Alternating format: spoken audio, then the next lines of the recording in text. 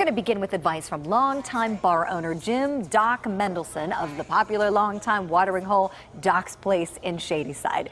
Jim says you learn a lot about people and relationships by tending bar, and now he is sharing some of his stories and insight in a new book. Now, this book is called Life Lessons from the Other Side of the Bar, and Doc is here with us this morning to share some of his favorite stories that are in this book. Doc, great to see you. Hi, Julie. Thanks for having us. Oh, it's our pleasure.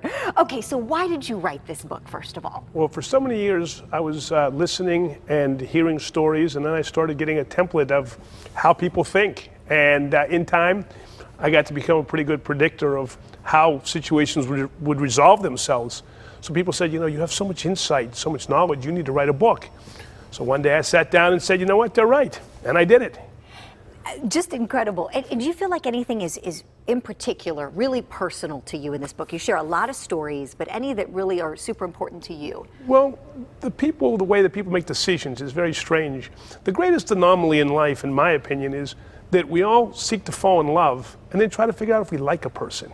Yet when we know we like a person, why don't we allow ourselves to fall in love with that person? Mm-hmm. And the nature of how that works and why it works is explained very carefully in this book. Fantastic. Tell us about some of your favorite chapters. That's what we want to know about. Well, the boys versus men is the one that gets a lot of kudos from people. It has nothing to do with age, has everything to do with attitude. A boy is concerned about what he wants and how he feels. A man is concerned about what she wants and how she feels. And the theory behind this is very simple. A boy has not yet fully developed his own self-esteem, so everything he does is to make himself feel better about himself.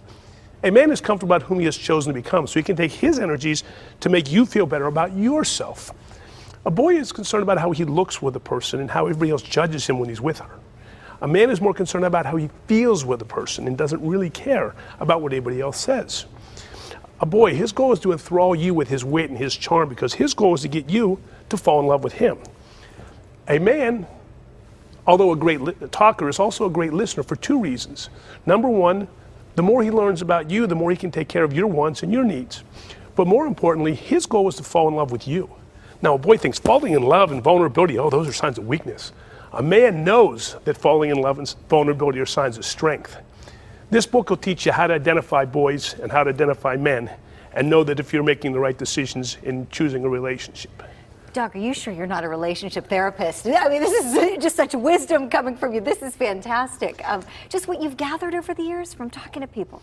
I get people on truth serum. You know, psychologists get them in a chair, in an office, in a contrived setting. Or the alcohol at exactly. the bar. Huh? That's the truth serum. Yeah. You know, another one of my favorite chapters is called The Addiction, and this helps explain a lot of the way women are set forth. And people say, well, how do you know about women? You're not a woman. I said, no, but this information comes to me from all the women with whom I've exchanged information over the years. And the addiction is a situation where most women have an addiction to what we call passion, the buzz, the endorphin rush, the high. The problem is they misconstrue that for love. Now, they can love a person, a good friend, a co-worker, a classmate, and a neighbor, but have no passion for this person, even though this person's been so honorable and loyal to them their entire situation they've been together. And then they feel this time where they meet somebody and they feel this internal strife, this hair on the back of their neck stands up, and they're like, oh my God, what does I feel for this person? This must be love, but it's not love, it's passion. And the problem exacerbates itself because most women, not all women, but most women feel their greatest passion when they're most vulnerable. When they don't feel good about themselves, that person that rescues them from the depths of their despair becomes their hero. And then here they are rationalizing, I'm less than dirt, I'm nothing, I'm garbage. And this person's giving me all this love, affection, and attention. So imagine how much he's gonna love me when I'm on my A game. So this person, you open yourself up in a way that you never thought you could or you would. And this person doesn't judge your insecurities, he grasps them and pulls you up from your depths. And you're sitting here saying, this is what I've been waiting for my whole life. Right. This is this high. Mm-hmm. But if you've ever been in a situation where your friends or your parents look at you and say, are you sure this is the right thing for you? And you're like, oh my God, you have no idea what I feel when I'm with this person. That's because you're living on a buzz. Wow. It's not a real world. Well, that's interesting. But you're so wise, Doc. I feel like I need to talk to you more often, get some life advice, figure things out. You know, as for these stories, you've got so many great ones in the book, but a really funny one that you enjoyed, the bullpen story. How about a little preview of that one on the show? Well, the bullpen basically stipulates that the male species, the decision to get married is not unlike the decision of a major league general manager deciding whether he wants to sign his star starting pitcher to the long-term no-cut contract. Is it the quality of the pitcher that's the most important thing? Actually, the answer is no. It's the quality of his bullpen and the quality of his minor league system. Based upon the financial ramifications that come with both decisions, you have to decide carefully, do I want to make this decision?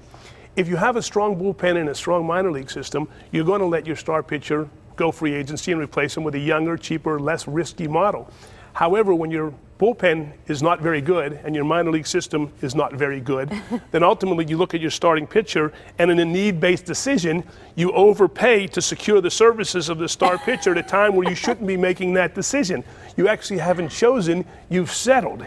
And you've made a decision at the wrong time, and ultimately when you find out that the pitcher isn't what you think the pitcher is, then you're stuck with the long-term no-cut contract that you can't get out of. Oh, wow. It's brilliant, Doc. I'm loving all this life advice. This is fantastic. Well, congratulations to you on this. I mean, this is really great and really fantastic. And these personal stories, you share so much of it in this book. I can't wait to read it. Thank you for the preview here today for all of our viewers at home. We really appreciate it. Thanks so much for having me, Julie. And you can read more of Doc's stories and insights in life lessons from the other side of the bar. This book here, you can buy it online, and we've also posted the link for you up on our website. Just go to kdka.com/PTL.